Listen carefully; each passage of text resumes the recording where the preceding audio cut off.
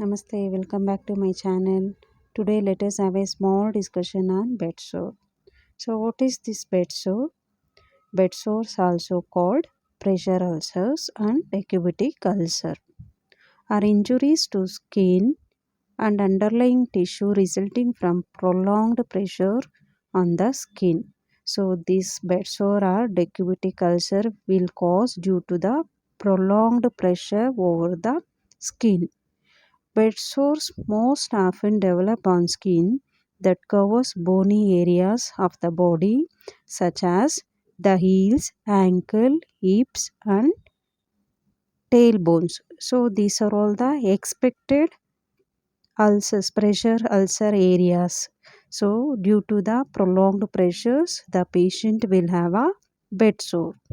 See, in this picture, you can able to see which are all the pressure sites. So, back of the head and ears, occipital area and ears, shoulder joint, elbow joint, hip, lower back and buttocks, inner knees and heels. So we'll see what are all the causes for bed sore. Okay. So causes for bed sore in the sense prolonged pressure is essentially the main cause of a decubitic ulcer. I told you already, due to the prolonged pressure, the skin will get damaged and it will become ulcer. Lying on a certain part of your body for long period cause your skin to break down. The areas around the hip, heel and tailbone are especially vulnerable to these type of sores. So already you have seen in the picture which are all the area is vulnerable to get a ulcers. Other factor that increases the odds of experiencing a bed sore include poor circulation. So if there is a less circulation to the particular part, again patient will get a bed sore. Excessive moisture. So where there is a excessive wet or moisture, definitely there also there are chances to get a bed sore. Skin irritant like urine and feces. If a skin always getting wet with the urine and feces, there are chances of getting ulcer. And also one more very important factor in the sense friction, such as when a person who is confined to bed as sheets dragged from under them. So this is also one of the important factor to develop bed sore. So these are all the main causes for bed sore. So if we take a action against to these causes, definitely we can prevent a pressure sores to the patient. And also if we follow the Braden scale, definitely we can reduce the incidence of bed sore. So here you can see the stages of bed sore: stage 1, stage 2, stage 3 and stage 4. So based on this skin assessment, we can make sure whether it comes under stage 1, 2, 3 or 4.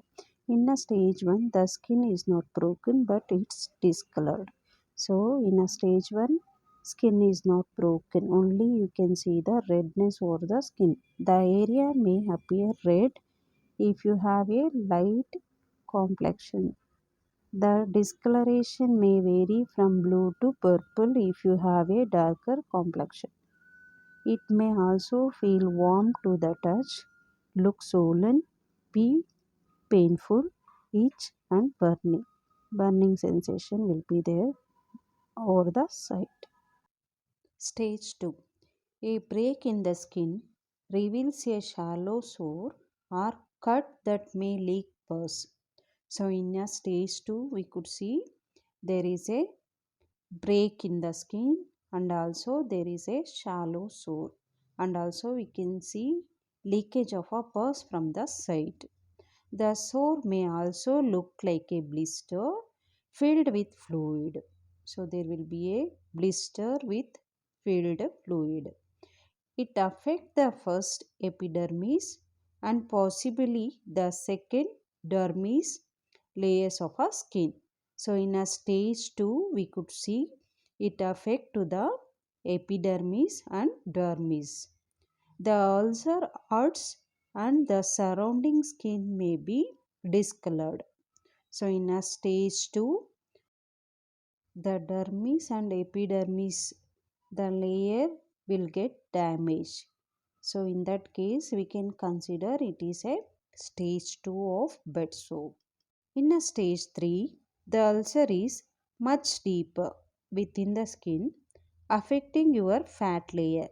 So in a stage 3 it affects the fat layer of the skin. You should not be able to see bone or tendon.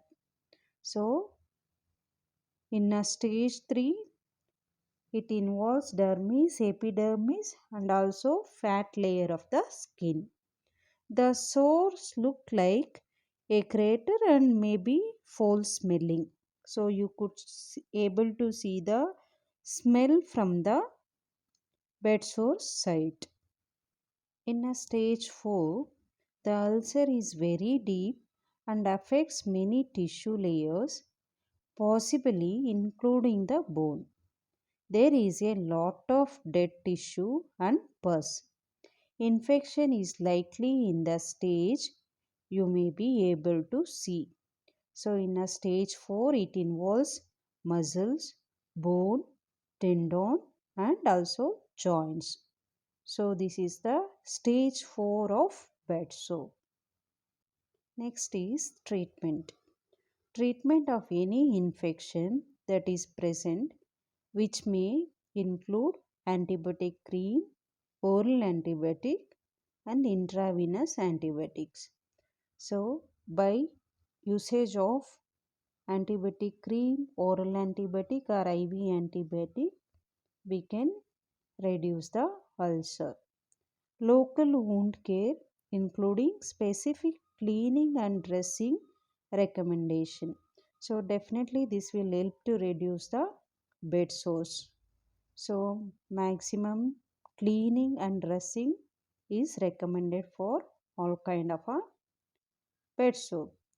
Using special bandages that help remove dead tissues, medication to relieve or reduce any discomfort. So, with the antibiotic cream and oral antibiotic or IV antibiotic also, if the source is not reduced, finally patient has to go for a debridement. Debridement which removes dead or infected tissue, and anyway repositioning frequently, it is one of the golden policy again to prevent and reduce the bed sores. Reducing friction and moisture in the location, again this is also one of the important factor to reduce the bed sore and prevent bed sore. Using special of loading cushions to reduce pressure on the sores. And also finally, if it is required, patient has to go for a surgery also. If it is a major bed sore, definitely patient has to go for a surgery. So this is the treatment for part for the bed sore. Please, my dear friend, subscribe my channel and support me. Thank you so much.